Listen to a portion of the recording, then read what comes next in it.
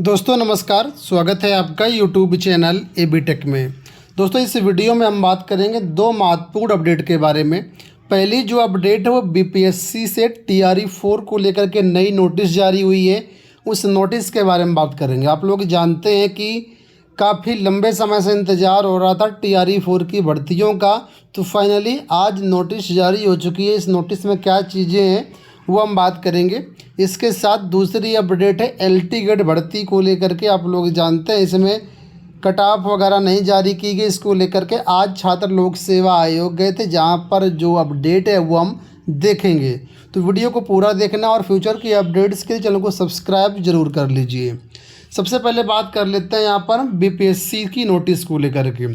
तो देखिए, बिहार लोक सेवा आयोग की तरफ से आज नोटिस जारी कर दी गई है, प्रेस विज्ञप्ति है, जिसमें आप लोगों को बताया गया है कि बिहार लोक सेवा आयोग को सामान्य प्रशासन विभाग के माध्यम से शिक्षा विभाग के अंतर्गत वर्ग 1 से 5 यानी कि प्राइमरी भर्ती का, 6 से 8 यानी जूनियर भर्ती का, 9 से 10 यानी टीजीटी भर्ती का और 11 से 12 यानी प्रवक्ता भर्ती का विद्यालय अध्यापक तथा एससी एवं एसटी जनजाति कल्याण विभाग के अंतर्गत 1 से 5, 6 से 10 और 11 से 12 के विद्यालय अध्यापक एवं प्रधानाध्यापक तथा पिछड़ा वर्ग एवं अति पिछड़ा वर्ग कल्याण विभाग के अंतर्गत 6 से 8, 9 से 10 और 11 से 12 के विद्यालय अध्यापक एवं प्रधानाध्यापक के पदों पर नियुक्ति हेतु अधियाचना प्राप्त हो चुकी है। तो आगे देखिए, यहाँ बताया गया है कि इन समस्त पदों पर जो भर्ती का नोटिफिकेशन है वो जल्द ही जारी किया जाएगा वेबसाइट पर। अधियाचन लोक सेवा आयोग को मिल चुका है, ऑनलाइन आवेदन जल्द ही जो है शुरू हो जाएंगे। तो फाइनली नोटिस आपके सामने आ चुकी है। अब आप लोग अपनी तैयारी में लग जाइए। परीक्षा इसकी जल्दी करा ली जाती है तो बहुत ज़्यादा समय आपको मिलेगा नहीं, ठीक है। तो ये आपकी नोटिस हो गई आज बीपीएससी टीआरई की। सबसे अच्छी बात, यहाँ पर हेडमास्टर की भी भर्तियाँ आ रही हैं, तो जो लोग हेडमास्टर के लिए इंतज़ार कर रहे थे उनका भी काम हो गया है इसी नोटिफिकेशन से। और इस नोटिफिकेशन में 3 अलग अलग डिपार्टमेंट की भर्तियाँ आएंगी, ठीक है। पहली जो नॉर्मल भर्तियाँ होती हैं शिक्षा विभाग के अंतर्गत, दूसरी एससी एसटी कल्याण विभाग के अंतर्गत, तीसरी ओबीसी कल्याण विभाग के अंतर्गत भर्तियाँ। 3 अलग अलग डिपार्टमेंट की वैकेंसी होगी, पहले भी आ चुकी हैं ऐसी वैकेंसीज। बात करते हैं दूसरी अपडेट के बारे में। यहाँ पर देखिए, दूसरी जो अपडेट है वो लोक सेवा आयोग से है। यहाँ पर युवा मंच के अध्यक्ष अनिल सिंह और उनके कई साथी यहाँ पर लोक सेवा आयोग के बाहर आपको दिखेंगे, ठीक है। इन्होंने एक ज्ञापन दिया है, उस ज्ञापन को देखते हैं कि क्या ज्ञापन में है। आप लोग जानते हैं किस तरीके से अभ्यर्थी फेल हुए हैं, कितने लोग फेल हुए हैं। तो सब छात्र परेशान है कि यहाँ पर ट्रांसपेरेंसी नहीं है। भाई, कोई भी छात्र अपना ये तो मान लेगा कि हाँ फेल हो गए हैं, लेकिन पहले तो उनको मार्क्स तो दिखाओ, आप कट ऑफ तो बताओ कितने गई है, ठीक है, या मार्कशीट तो दिखाओ, कुछ तो ट्रांसपेरेंसी रखो। और जाहिर सी बात, एक लिस्ट निकाल दी गई है तो जाहिर सी बात है कोई यकीन नहीं कर रहा उस चीज़ को, और ये होनी चाहिए। ट्रांसपेरेंसी बहुत ज़रूरी है। सभी विभाग की भर्तियों में आप जानते ही हैं कि फाइनल आंसर की आती है, प्रीलिम्स का कट ऑफ आता है ना। तो ये चीज़ें अगर होंगी तो कोई दिक्कत नहीं, कोई विवाद नहीं है। ऐसे में फिर लोक सेवा आयोग के ऊपर जो है तरह तरह के आरोप लगते हैं। तो यहाँ पर देखिए बताया गया है कि एलटी के अंतिम उत्तर कुंजी और प्रारंभिक परीक्षा के वर्ग कट ऑफ जारी करने को सौंपा मांग पत्र युवा मंच।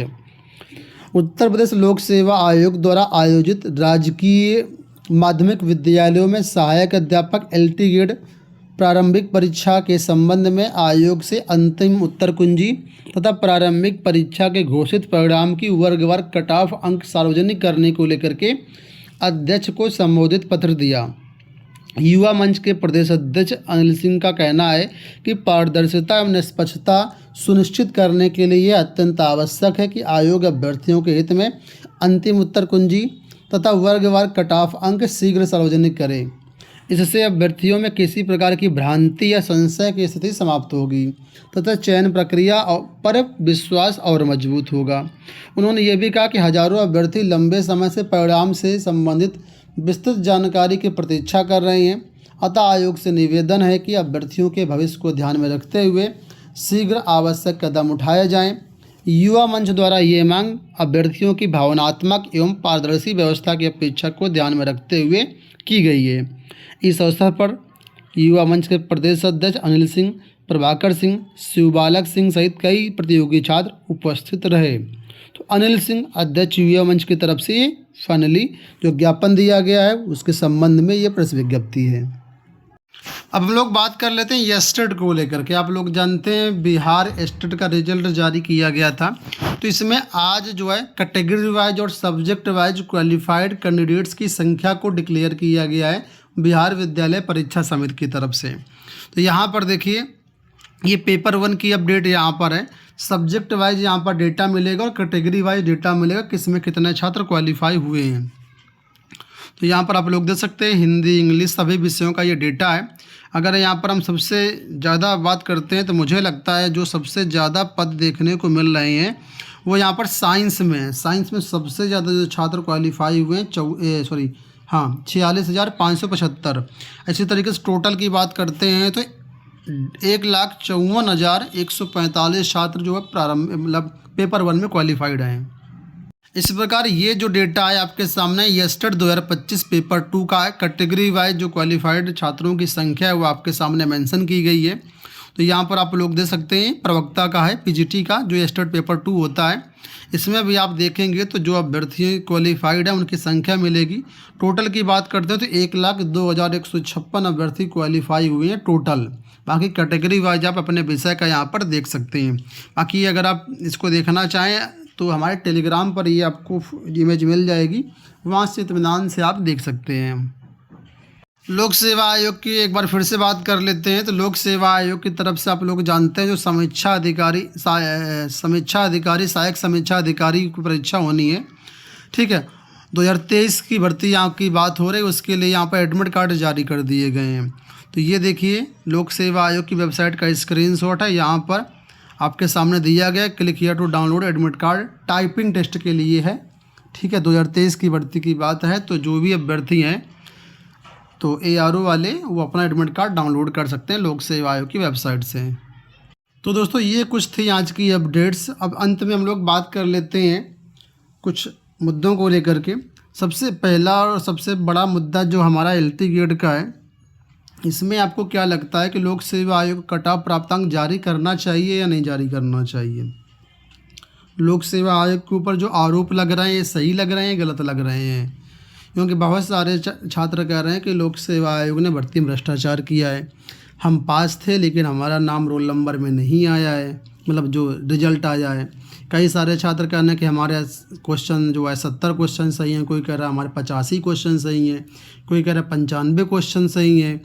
तो अगर इतने सब क्वेश्चन सही हैं तो ये गलती कहाँ पर हो रही है? क्या रिजल्ट बनाने में गलती हो रही है या जो है छात्र सही से आकलन नहीं कर पा रहे हैं? वैसे छात्र इतने बेवकूफ़ तो है नहीं कि अपना वो चेक नहीं कर पाएंगे। हाँ, ये बात ज़रूर है कि लोक सेवा आयोग ने फाइनल आंसर की नहीं जारी किया। तो फाइनल आंसर की अगर लोक सेवा आयोग जारी कर देगा तो एग्जैक्ट आपको अपने प्राप्तांक पता चल जाएंगे, कितने क्वेश्चन सही हुए, कितने गलत हुए, नेगेटिव में कितने गए और टोटल फाइनल स्कोर क्या। लेकिन समस्या यही है ना कि आंसर की फाइनल वाली जारी नहीं हुई है और फाइनल आंसर की के अनुसार ही रिजल्ट तैयार किया गया है। तो ये जो समस्याएं हैं इसका लोक सेवा आयोग को निराकरण करना चाहिए। मुझे लगता है कि आप सब छात्र जिनको भी लगता है कि हम पास हैं, हमारे क्वेश्चन ज़्यादा सही हैं लेकिन हमारे रिजल्ट में नाम नहीं आया है, वो सभी छात्र अगर जा सकते हैं तो लोक सेवा आयोग में अपना अपना ज्ञापन सौंपें लिखित रूप से। और अगर नहीं जा सकते हैं तो लोक सेवा आयोग की वेबसाइट पर जाकर के कंप्लेंट डालें, ठीक है। उसमें सारी डिटेल बताएं, अपना रोल नंबर, अपना नाम, मोबाइल नंबर, सारी चीज़ें लिखें, मेंशन करें, लोक सेवा आयोग को कंप्लेंट करें, ठीक है। और फिर भी नहीं मानते हैं तो RTI लगाएं और RTI से पता करें कि आपके कितने नंबर आए हैं इसमें प्रीलिम्स में। उसके बाद भी अगर नहीं बनता है तो फिर हाई कोर्ट का सहारा लें। अगर आपको लगता है, आपको विश्वास है कि नहीं हमारे क्वेश्चन सही है और हमारा रिटर्न में होना चाहिए था, क्यों नहीं हुआ, अगर आप ये सब कर सकते हैं तो ज़रूर करें, हम आपके साथ हैं। इस वीडियो में इतना ही, धन्यवाद।